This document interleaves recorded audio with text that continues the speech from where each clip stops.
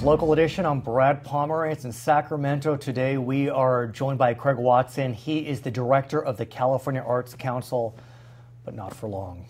I'm very sad to report you have decided to move on after 5.5 years, but what a phenomenal 5.5 years it has been.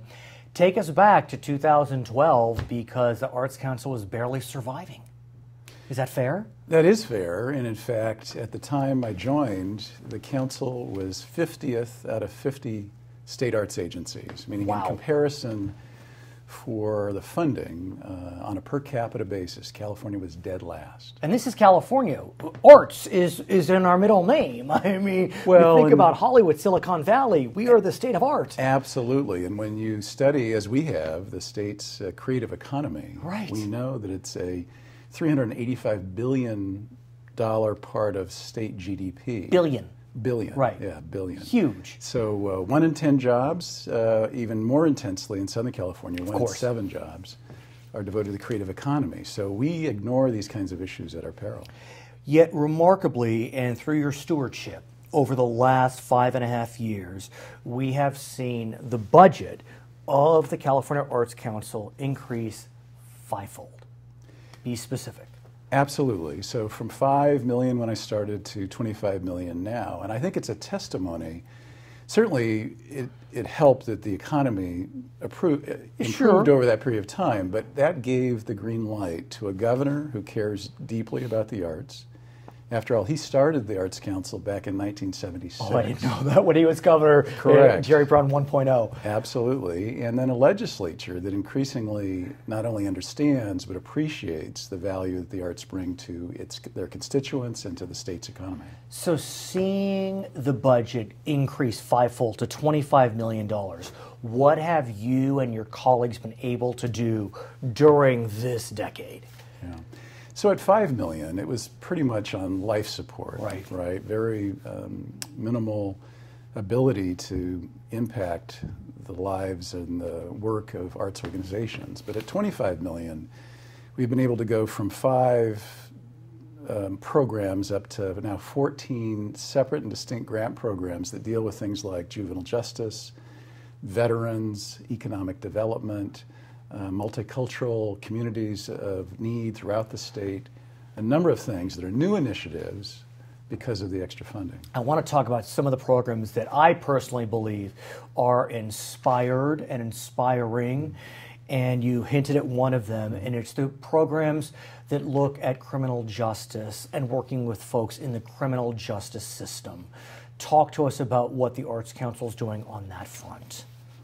Well, interestingly, early in my tenure, the governor, who is still managing a state coming out of the recession, sent the signal to the council that he wanted to see us get back into the arts and corrections work that the council was known for in the 70s and into the 80s. And so, indeed, we took that challenge, and working with the Secretary of Corrections at that time, Secretary Beard, we presented ourselves as great colleagues or potential through an interagency agreement to bring back an arts and corrections approach, knowing that the arts could be a tool to assist the state in a very big need, which is to reduce the prison population and reduce recidivism. Could you explain for us, sir, what we know about the benefits of art to those that are incarcerated?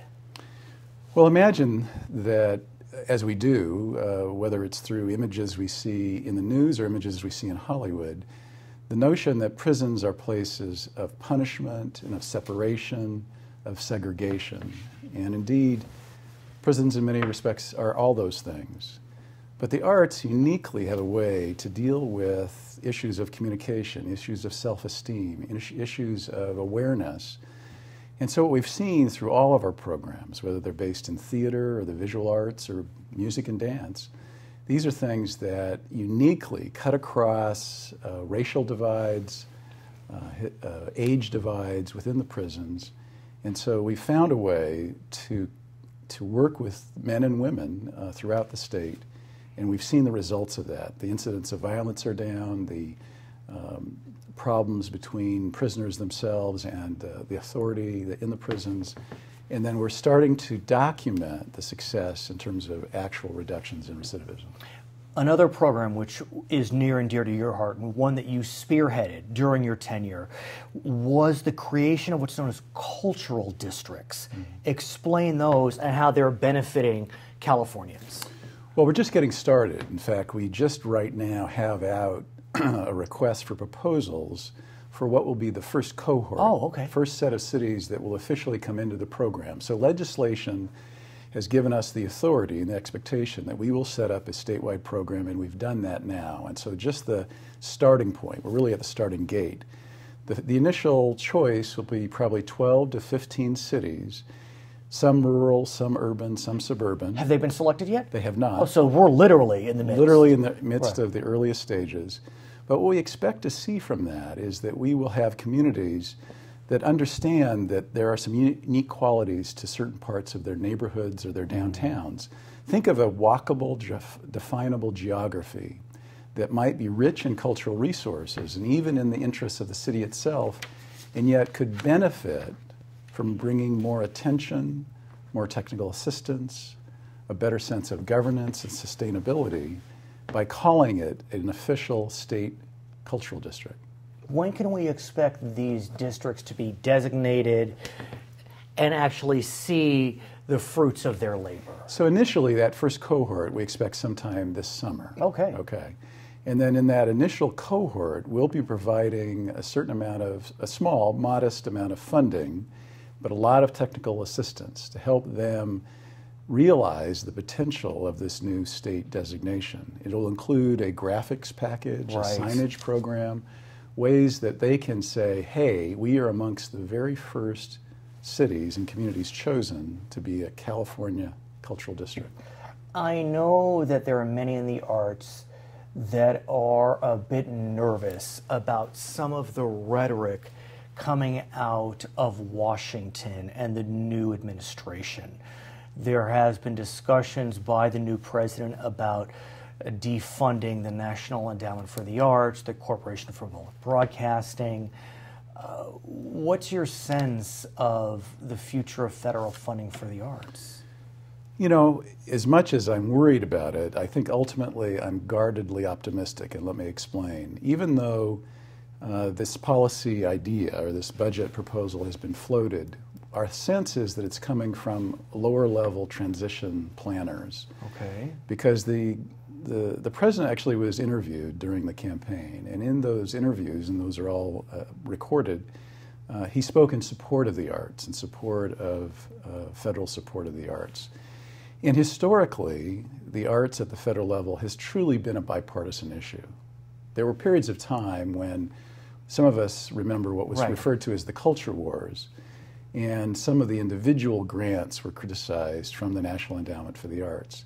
But putting that aside, there's a long history of bipartisan support, and we hope that during the full discussion of any budget change or any reduction in funding for the arts, that wiser heads will prevail. In our final moments, what does the future hold for Craig Watson?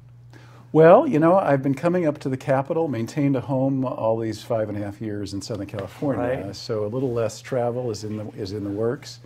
I expect to stay actively engaged in advocacy. I'm such a deep believer both in the state agency and also the federal level. I'll be around. And you'll stay in touch? Absolutely. He is Craig Watson. He is finishing a very successful tenure as the director of the California Arts Council. My name is Brad Pomerance, coming to you from Sacramento. You're watching us on Local Edition.